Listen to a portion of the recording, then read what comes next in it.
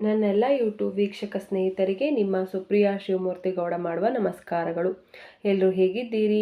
ಚೆನ್ನಾಗಿದ್ದೀರಾ ಅಂತ ಭಾವಿಸ್ತಾ ರಾಮಾಯಣದ 94ನೇ ಭಾಗವನ್ನು ನಾನೀಗ ಪ್ರಾರಂಭಿಸ್ತಾ ಇದ್ದೀನಿ ಸ್ನೇಹಿತರೆ.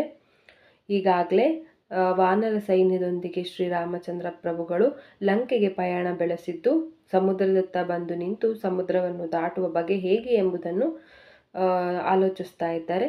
ಇತ್ತ ರಾವಣನು ರಾಕ್ಷಸರ ಸಭೆಯೊಂದನ್ನು ಕರೆಸಿ ಆ ಒಂದು ವಾನರ ಸೈನ್ಯವನ್ನು ಹೇಗೆ ಸಂಹಾರ ಮಾಡುವುದು ಅನ್ನೋದ್ರ ಬಗ್ಗೆ ಚರ್ಚಿಸ್ತಾ ಇದ್ದಾರೆ. ಆ ಮುಂದುವರಿದ ಭಾಗವೇ 94ನೇ ಭಾಗ ಆಗಿದೆ.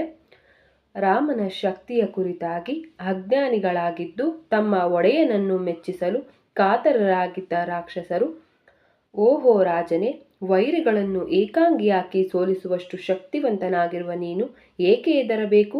ನೀನು ಕುಬೇರನನ್ನು ಸೋಲಿಸಿ ಲಂಕೆಯನ್ನು ಅವನಿಂದ ವಶಪಡಿಸಿಕೊಂಡದ್ದನ್ನು ಹಾಗೂ ಎದರಿದ್ದ ಮಯ ಎಂಬ ದಾನವನನ್ನು ತನ್ನ ಮಗಳಾದ ಮಂಡೋದರಿಯನ್ನು ನಿನಗೆ ಒಪ್ಪಿಸಿದ್ದನ್ನು ಸ್ಮರಿಸಿಕೊ.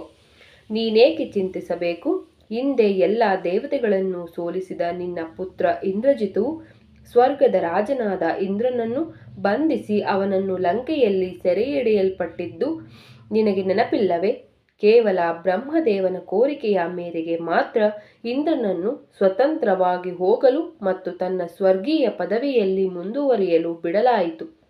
ಅಂತಹ ಇಂದ್ರಜಿತುವು ನಮ್ಮೊಡನೆ ಇರುವುದರಿಂದ ಅವನು ಆ ಸೇನೆಯನ್ನು ಸಮುದ್ರ ದಾಟುವ ಮುನ್ನವೇ ನಾಶ ಮಾಡುವನು.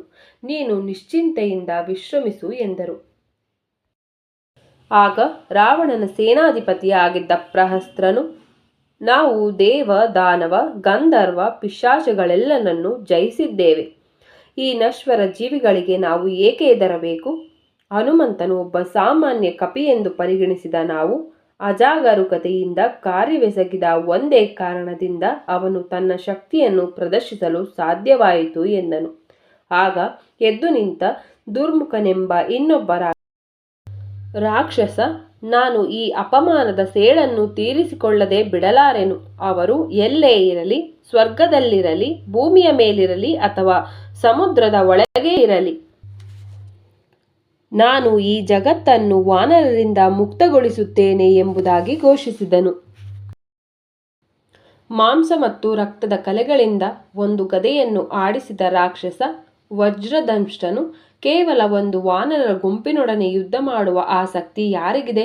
ನಾನು ಇಸುಕಿ ಕೊಲ್ಲುವುದು ಕೇವಲ ರಾಮ ಲಕ್ಷ್ಮಣರನ್ನು ಮಾತ್ರ. ಓ ರಾಜನೇ, ನನಗೆ ನೀನು ಕೇವಲ ಆಜ್ಞೆಯನ್ನು ನೀಡು ಎಂದು ಅರಚಿದನು. ಒಂದು ಬೆಟ್ಟದಷ್ಟು ಬೃಹದಾಕಾರನಾಗಿದ್ದ ವಜ್ರಹನು ಎಂಬ ಇನ್ನೊಬ್ಬ ರಾಕ್ಷಸನು, ಓಹೋ ರಾಜನೇ, ನೀನು ಇಲ್ಲಿಯೇ ಇದ್ದು ನಿನ್ನ ಕೆಲಸವೊಂದು ಎಂದಿನಂತೆ ನಿರ್ವಹಿಸು. ರಾಮ ಲಕ್ಷ್ಮಣ ಹಾಗೂ ಅವರ ವಾನರ ಸೈನ್ಯದ ಕೆಲಸವನ್ನು ನಾನು ಮುಗಿಸುತ್ತೇನೆ. ನೀನು ಮದಿರೆಯನ್ನು ಕುಡಿಯುತ್ತಾ ಸಂತೋಷದಲ್ಲಿ ಮಗ್ನನಾಗಿರು ಎಂದು ಬಡಾಯಿಯನ್ನು ಕೊಚ್ಚಿಕೊಂಡನು. ನಿಶ್ಚಿತವಾಗಿ ತಮ್ಮ ಶಕ್ತಿಯ ಬಗ್ಗೆ ಹೆಮ್ಮೆ ಪಡುತ್ತಿದ್ದ ಹಲವಾರು ರಾಕ್ಷಸ ವೀರರು ವೈರಿಯನ್ನು ನಾವು ಏಕಾಂಗಿಯಾಗಿ ಸೋಲಿಸಬಲ್ಲರೆಂದು ರಾವಣನಿಗೆ ಆಶ್ವಾಸನೆಯನ್ನು ನೀಡಿದರು. ಉದ್ವೇಗಗೊಂಡಿದ್ದ ರಾಕ್ಷಸರು ಅಸ್ತ್ರಗಳನ್ನು ಶಸ್ತ್ರಗಳನ್ನು ತಿರುಗಿಸುತ್ತಾ ಯುದ್ಧ ಮಾಡಲು ಸಿದ್ಧರಾದಾಗ ವಿಭೀಷಣನು ಅವರನ್ನು ನಯವಾಗಿ ತಡೆದನು. ಅವರು ಸಮಾಧಾನಗೊಂಡು ಕುಳಿತುಕೊಂಡ ನಂತರ ಧರ್ಮಿಷ್ಠನಾದ ವಿಭೀಷಣನು, ನನ್ನ ಪ್ರಿಯ ಅಣ್ಣನೇ, 3 ಯುಕ್ತಿಗಳಾದ ಸಾಮ, ದಾನ ಮತ್ತು ಭೇದಗಳು ವಿಫಲವಾದಾಗ ಮಾತ್ರ ದಂಡ ಮಾರ್ಗವನ್ನು ಅಂತಿಮ ಉಪಯೋಗವಾಗಿ ಅನುಸರಿಸಬೇಕೆಂದು ಬುದ್ಧಿವಂತರು ಉಪದೇಶಿಸಿದ್ದಾರೆ. ಆದರೂ ದಂಡೋಪಾಯವು ಕೇವಲ ದುಷ್ಟರ, ಅಜಾಗರೂಕರಾಗಿರುವವರ, ವೈರಿಯ ಕೈಯಲ್ಲಿ ಸಿಲುಕಿಕೊಂಡಿರುವವರ ಅಥವಾ ಹಣೆ ಬರಹದಿಂದ ಅದೃಷ್ಟವಿಹೀನರಾಗಿರುವವರ ವಿರುದ್ಧ ಮಾತ್ರ ಯಶಸ್ವಿಯಾಗುತ್ತದೆ. ಹೀಗಿರುವಾಗ ಪರಮ ಶಕ್ತಿಶಾಲಿ ಹಾಗೂ ಸದ್ಗುಣಿಯಾಗಿದ್ದು ಹಗೆ ತೀರಿಸಿಕೊಳ್ಳಲು ಕಾತರನಾಗಿರುವ ರಾಮನನ್ನು ಸೋಲಿಸಲು ನೀನು ಹೇಗೆ ಅಪೇಕ್ಷಿಸಬಲ್ಲೆ? ಸೀತೆಯ ಅಪಹರಣವೇ ಸದ್ಯದ ವಿಷಮ ಸ್ಥಿತಿಯ ಮೂಲ ಕಾರಣ. ರಾಮನ ಬಾಣಗಳು ಲಂಕೆಯನ್ನು ಮತ್ತು ಅದರ ಎಲ್ಲ ನಿವಾಸಿಗಳನ್ನು ನಾಶ ಮಾಡುವ ಮುನ್ನ ನೀನು ಸೀತೆಯನ್ನು ಅವನಿಗೆ ಹಿಂದಿರುಗಿಸಬೇಕು ಎಂದನು. ವಿಭೀಷಣನ ಉಪದೇಶವನ್ನು ಕೇಳಿದ ರಾವಣನು ಆ ಸಭೆಯನ್ನು ಮುಕ್ತಗೊಳಿಸಿ ತನ್ನ ಅಂತಃಪುರಕ್ಕೆ ಹಿಂದಿರುಗಿದನು. ಮರುದಿನ ಬೆಳಗ್ಗೆ ಸಿಂಹಾಸನದ ಮೇಲೆ ಕುಳಿತಿದ್ದು ತನ್ನ ಮಂಗಳಕ್ಕಾಗಿ ಬ್ರಾಹ್ಮಣರು ಅರ್ಪಿಸುತ್ತಿದ್ದ ಪ್ರಾರ್ಥನೆಗಳನ್ನು ಕೇಳುತ್ತಿದ್ದ ರಾಕ್ಷಸರಾಜನ ಎದುರಿಗೆ ಬಂದ ವಿಭೀಷಣನು, ನನ್ನ ಪ್ರಿಯ ಅಣ್ಣನೇ, ನೀನು ಸೀತೆಯನ್ನು ಅಪಹರಿಸಿ ತಂದ ಸಮಯದಿಂದ ಲಂಕೆಯಲ್ಲಿ ಹಲವಾರು ಅಪಶಕುನಗಳು ಕಾಣಿಸಿಕೊಳ್ಳುತ್ತಿವೆ. ಯಜ್ಞ ಜ್ವಾಲೆಯು ಈಗ ಕಿಡಿಗಳನ್ನು ಮತ್ತು ಹೊಗೆಗಳನ್ನು ಹೊರಹಾಕುತ್ತಿದೆ. ಹಾವುಗಳು ಅಡುಗೆಯ ಮನೆಯಲ್ಲಿ ಮತ್ತು ಯಜ್ಞಶಾಲೆಯಲ್ಲಿ ಮತ್ತೆ ಮತ್ತೆ ಕಾಣಿಸಿಕೊಳ್ಳುತ್ತಿವೆ. ಯಜ್ಞದಲ್ಲಿ ನೀಡಿರುವ ಅರ್ಪಣೆಯು ಕೆಲವೊಮ್ಮೆ ಇರುವೆಗಳಿಂದ ತುಂಬಿರುತ್ತವೆ. ಕಾಗೆಗಳ ಗುಂಪಂತೂ ಅರಮನೆಗಳ ಮೇಲೆ ಕುಳಿತುಕೊಂಡೇ ಇರುತ್ತವೆ. ರಣಹದ್ದುಗಳು ಸತತವಾಗಿ ನಗರದ ಮೇಲೆ ಹಾರಾಡುತ್ತಲೇ ಇವೆ. ಹಾಗೂ ಹೆಣ್ಣು ನರಿಗಳ ಅನಿಷ್ಟವಾದ ಕೂಗು ಪ್ರತಿ ಬೆಳಗ್ಗೆ ಮತ್ತು ಸಂಜೆ ಕೇಳಿಬರುತ್ತಿವೆ. ಇವೆಲ್ಲವೂ ನೀನು ಸೀತೆಯನ್ನು ಅಪಹರಿಸಿದ ಪಾಪಕಾರ್ಯದಿಂದಲೇ ಆಗುತ್ತಿವೆ. ಓ ರಾವಣನೇ, ಸೀತೆಯನ್ನು ರಾಮನಿಗೆ ಈ ಕೂಡಲೇ ಹಿಂದಿರುಗಿಸುವುದು ನಿನಗಿರುವ ಪ್ರಾಯಶ್ಚಿತ್ತದ ಏಕೈಕ ಮಾರ್ಗವಾಗಿದೆ. ನಾನು ಸತ್ಯವನ್ನೇ ನುಡಿಯುತ್ತೇನೆ. ಆದರೆ ನಿನಗೆ ಅತೃಪ್ತಿ ಉಂಟಾಗಬಹುದೆಂದು ಭಯಪಡುವ ನಿನ್ನ ಇತರ ಮಂತ್ರಿಗಳು ನಿನ್ನನ್ನು ಸುಮ್ಮನೆ ಮಿತಿ ಮೀರಿ ಹೊಗಳುತ್ತಿದ್ದಾರೆ ಎಂದನು.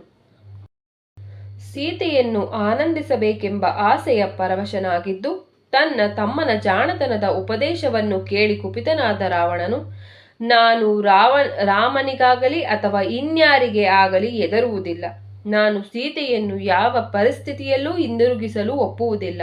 ಆದ್ದರಿಂದ ನನ್ನ ಪ್ರಿಯ ತಮ್ಮನೇ, ನೀನು ಇಲ್ಲಿಂದ ಹೋಗಿ ನಿನ್ನ ಕೆಲಸವನ್ನು ನೋಡಿಕೊಳ್ಳಬಹುದು ಎಂದನು. ಸೀತೆಯನ್ನು ಅಪಹರಿಸಿದ ನಂತರದ ಮಾಸಗಳಲ್ಲಿ ಅವಳ ಮೇಲಿನ ತೀರದಂತಹ ಅನುರಾಗದಿಂದಾಗಿ ರಾವಣನು ಕೃಶನಾಗತೊಡಗಿದನು. ಅವನ ಸಂಬಂಧಿಕರು ಕೂಡ ಅವನ ಅಸಹ್ಯಕರವಾದ ಕಾರ್ಯಗಳಿಂದ ಅವನನ್ನು ಕಡೆಗಣಿಸಲಾರಂಭಿಸಿದರು. ಸ್ನೇಹಿತರೆ, ರಾಮಾಯಣದ 94ನೇ ಭಾಗವನ್ನು ನಾನಿಲ್ಲಿಗೆ ಮುಕ್ತಾಯಗೊಳಿಸ್ತಿದ್ದೀನಿ. ನಾಳಿನ ಸಂಚಿಕೆಯಲ್ಲಿ ಭೇಟಿಯಾಗೋಣ ಅಂತ ಹೇಳ್ತಾ ನಾನಿನ್ನು ಹೊರಡ್ತೀನಿ. ಹಾಗೆ ಇನ್ನೊಂದು ವಿಷಯ ಏನಂತಂದರೆ, ಪೂರಿ ಜಗನ್ನಾಥ ಸ್ವಾಮಿಯ ರಥೋತ್ಸವದ 10ನೇ ದಿನವಾಗಿದ್ದು ಇಂದು ಸಹ ಆ ಪರಮಾತ್ಮನನ್ನು ಮನಸಾರೆ ಸ್ಮರಿಸ್ತಾ ಹರೇ ಕೃಷ್ಣ ಕೃಷ್ಣ ಕೃಷ್ಣ ಹರೇ ಹರೇ, ಹರೇ ರಾಮ ರಾಮ ರಾಮ ಹರೇ ಹರೇ. ಪೂರಿ ಜಗನ್ನಾಥ ಸ್ವಾಮಿ, ಬಲರಾಮಚಂದ್ರ ಪ್ರಭು, ಸುಭದ್ರಾದೇವಿಯೈ ನಮೋ ನಮಃ. ಕೃಷ್ಣಾಯ ವಾಸುದೇವಾಯ ಹರಯೇ ಪರಮಾತ್ಮನೆ ಪ್ರಣತಃ ಕ್ಲೇಶನಾಶಾಯ ಗೋವಿಂದಾಯ ನಮೋ ನಮಃ. ಜೈ ಶ್ರೀರಾಮ್.